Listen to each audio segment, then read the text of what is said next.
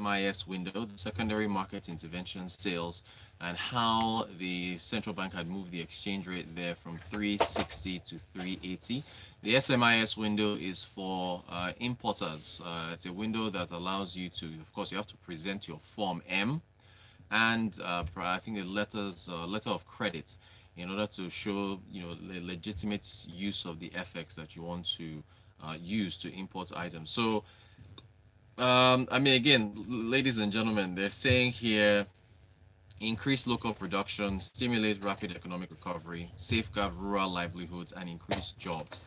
Um, I mean, with what I've been understanding, if you're a maize corn farmer, maybe Prince is on here.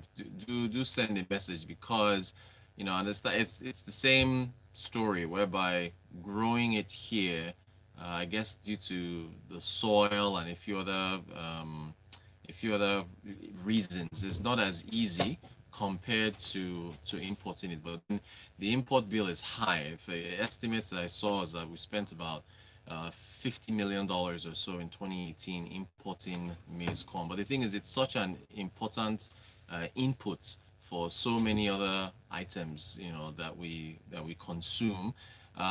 So some suspect that this could be demand management on the part of the central bank. They're just trying to reduce, you know, demand for FX and just, out the blue, just, ended um, the SMIS window, importation of maize and corn.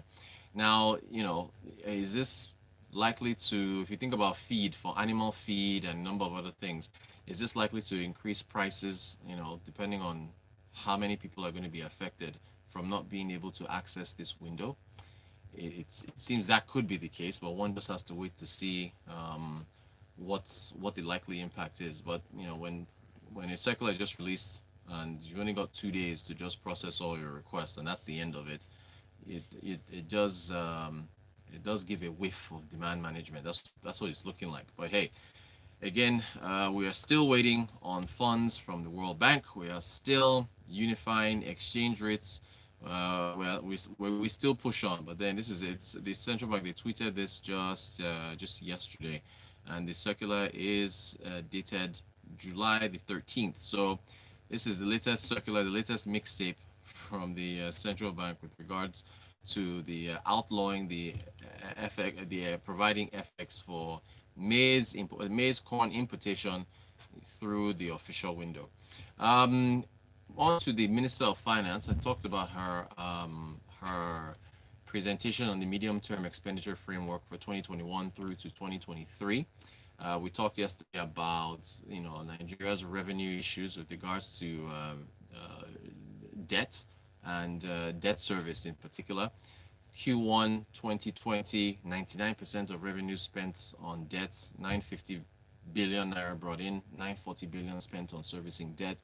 And then with this updates that we were provided by the Minister of Finance, I mentioned yesterday that from January through May, debt service was at 72%. Although now, and I said at the time that, hey, it's come down a bit, 72% versus 99. But closer look here, folks have been mentioning the fact that interest on ways and means was not included. So maybe if it was, that could have pushed it up. But at least again, 72% is still high. Anything north of 50%, if half of your money is going to debt service, you're in trouble. So 99% is already, that's pretty much almost all your money. 72% is pretty much bad as well. But some more news that's coming out of that presentation is that she's promised that we're going to get unemployment numbers by the end of July. Wow. That's what she said. Where's her quote? She said, "I'm pleased to announce that by the end of July 2020, we'll have the newest NBS, that's the Bureau of Statistics, unemployment report," she said, adding that the survey is completed and the final report is being put together. How they conduct the survey? Well, they have to go out in the field. Yeah, I mean, exactly. I don't. Perhaps this survey was because we're 2 years behind, so I doubt any of it was. I don't even know. Maybe part of it was completed or carried out during the pandemic, who knows? But we are 2 years behind, and we've been singing this thing about unemployment for so long. Even in the MTEF medium-term expenditure framework reports presentation that she gave, they actually put the outdated unemployment figures. And I remarked yesterday that wow, you actually didn't you didn't care what anybody said. You just put the most updated unemployment figures. Again, maybe the World Bank is pressing them for this information. Um, who knows? I But mean, if you're looking for foreign direct investment, yeah. wouldn't that be one of the data or some part of the data they will ask you for? It's more. I mean, it's more for yeah. If you're going to put money into a country, you want to know what the unemployment rate Yeah. is. Yeah, but it's more for policy. I mean, if you anytime you see the National Theatre that they handed over to the Bankers Committee yesterday, they were saying that well, this is for the creative industry. It's going to create jobs. How many jobs? And then what's the impact of the number of jobs that it's going to create? You need to know what the deficit is. How many jobs have we lost due to COVID-19? Yes. Nobody knows, There's no- right? there's No one knows. Nobody knows what unemployment was in 2019. We don't know what the unemployment has been for Q1 2020. I mean, this again, I repeat, on a weekly basis, the United States, I don't even know if that's a good example. The United States gives out jobless claims. People who are filing for unemployment benefits, they go and fill out a form. I lost my job. I need benefits. They now get money. That money is paid for from payroll taxes that people pay when they work. So there's a system in place that takes care, or at least to some extent, people who have lost their jobs. But there is data. Everybody that goes to fill out that form, they record it. So you know how many people are filing for jobless claims. Last week, I think the week ending July 4th, it was 1.3 million Americans that applied. At the peak of the lockdown, March, I can't remember what week in March. It was like 6.6 million people that first filed, and then the number started trending downwards a little bit. But total, about 40 million Americans have lost their job. I mean, on the money, right there, you have the numbers. You just know. So it's like, okay, if I'm implementing a job policy or something, I know that I have a deficit of 40 million Americans, and this is what I need to do. So you got to have the data. If you don't have it, then you're flying blind. But anyway, I'm eager. This is the one report more than almost any other one. I think Q2 GDP is what I want to really see, but I badly want to see what the unemployment numbers are because it's getting ugly. In fact, well, internally, I shared something with the folks as well. We had a nasty incident out yesterday that's as a result of jobless youth and idle youth who are so desperate to find some sustenance for themselves. They are attacking people in the middle of the night, and in order to just try to get something to sell to sustain themselves. So this is how many of these people are out there. You need to know in order to move forward. So man, end of July, I'm looking forward to it. So let me see what this. I look. By the way, for those who are wondering, the last number figure was 23% as of Q3 2018. It's got to be 35 or pushing 40 by now. I mean, we'll see what the figures are when they come out. Benga sent a message on WhatsApp. He said, "Window open for people to access incentives for growing corn or maize and maize by CBN is too small. Do people know, and why are they doing this now, not earlier?" He also adds, "No matter how they compile the unemployment figures, it is going to be grim. We are waiting for the end of July. If over 4 million applied for Empower jobs that pays 30,000 or 20,000 per month, National Assembly and Ministry of Labor are squabbling on semi-menial jobs in all the local government areas if they all pay 20,000 naira." Anyway, MI says, why am I not amazed at Uncle Murphy's out of the blue policies? On paper, it looks like legit demand management, but for businesses, this is uncertainty. Indeed. Maize isn't just consumed as a primary product, it's also raw material for other staple foods. Yep. Somebody cannot even plan or work with a business model in this economy. God knows Shimos. Okay. Cruz says you guys are just too hopeful. I expect them to interpolate.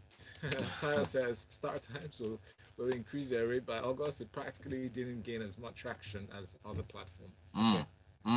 Speaking of Empower, there's a South African economist I had a conversation with. He runs, I can't remember the name of the firm. I think his name is Chris Hart. I think it's Impact Investment Africa. I was talking to him, but the man has been steadfast about growing jobs in South Africa. That is all he ever talks about. Just jobs, jobs, That's jobs, passion. jobs. He said that should be Ramaphosa's number one priority. He doesn't want to hear anything. All he talks about is jobs. I was talking to this man. I was like, okay, what about the programs? Because Ramaphosa put in like 4, 5 programs for youth. The South African Jobs Initiative, this initiative, that. Some of them are similar to Empower. This man said, hey, look, if you like, you can train youth until they are 40 or 50 years old. You can do all the programs you want, training them. Where are the jobs where you will place them in? If the jobs are not available, it doesn't matter how much training you do. And I was like, I didn't. I was so focused on the training itself. I didn't take it a step Actually. further. So if you think about Empower, yeah, Empower is fine, but where are you going to place all these people that you're training? That's Where? a good point. Where? I mean, where are the job openings? See, that's the thing. When you talk about an enabling environment and being innovative, you've got to create a job. You got to create a need, for something to be fulfilled, and then you're like, okay, this is the new job that you can apply for, where you can get paid to address that need. And we just haven't done it. Just like everything in life and business, if you are creating, usually the idea for a business is to find a problem and create a solution Exactly. for it. Well, Exactly. the way it's going, it's almost like they are creating a problem, solution to anticipate. It's just. Henry Manuel says interest on ways and means is interest on money given to government by CBN. I know it should be included for proper debt servicing or service accounting, but as a matter of principle, I do not think we should be paying interest to the CBN. And Inka says, when will the CBN stop Forex for foreign education? That can help fix education too. Rotus wants data. People that can't provide accurate data for the 20K paid to the so-called poor families. Inka. Oh goodness, Henry Ma, it's a tough situation though. But look, all eyes on the end of July. Let us know how many Nigerians are unemployed. Let us also know what the rate is. Nigeria was in court yesterday, real quick. I know we're running out of time. PNID, you folks, I think you remember that case that has been lingering for the gas project that never happened. They sued the country. They won an arbitration judgment to the tune of $6.6 billion. It's balloons to almost 10 billion thanks to interest. Nigeria is now asking for more time. They started. I actually saw footage of the hearing yesterday. They got this British lawyer who was arguing his case. It was virtual, so very, it was video conferencing by a court hearing. So it was saying, look, this company, it was a scam. They connived with ministers and insiders back then. They never intended to do anything to stop this gas project. They only just wanted to dupe the country, and that's the argument that's being put forward. So it's I think the case continues today, but Nigeria is asking a British court to give them more time to present evidence that evidence that this was a project that was never set to take off. Yeah, So it was a white elephant. yeah, so we're gonna see how that plays out. How it's gonna be very An interesting. Because, interesting movie, bro. look, we didn't make up to $10 billion in oil revenue last year. So this will be a huge. For this. Please, 6:45 is the time. Rotus, thank you, man. thank you so much. Thanks for your messages, everybody. Go back to YouTube if you missed any part of the show, just to watch the content and enjoy and inform yourself. Right? YouTube.com/Smooth981FM Lagos, and follow the hashtag Business Express 981 on Twitter. Next, 7:30 will be Freshly Pressed 981. Thank you, sir. Every Monday to Friday at 6:45 a.m.